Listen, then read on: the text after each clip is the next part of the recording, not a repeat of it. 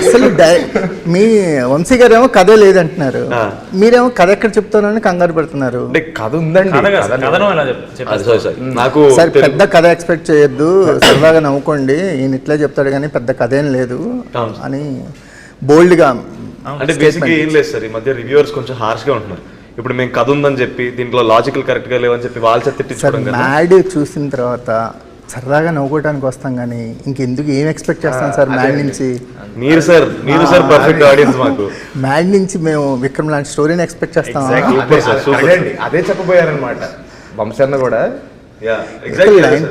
యాక్చువల్గా మీ ముగ్గురు క్యారెక్టర్కి కనెక్ట్ అయిపోయాను సార్.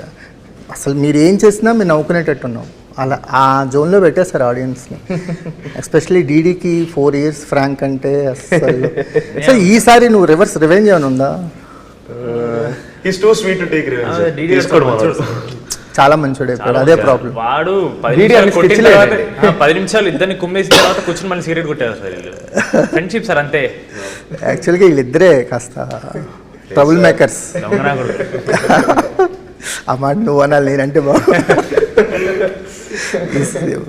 మధ్యలో అతను ఇంకా డేంజరస్ కొంచెం. ఈ నీతిని బాగా పర్లేదు, ఈ నెత్తినే అంత అలా అనిపించకపోవటమే కదా నీ గ్రేట్నెస్. నువ్వు దొరికిపోయావు ఫస్ట్ స్టోరీలోనే దొరికిపోయావు. సో ఈ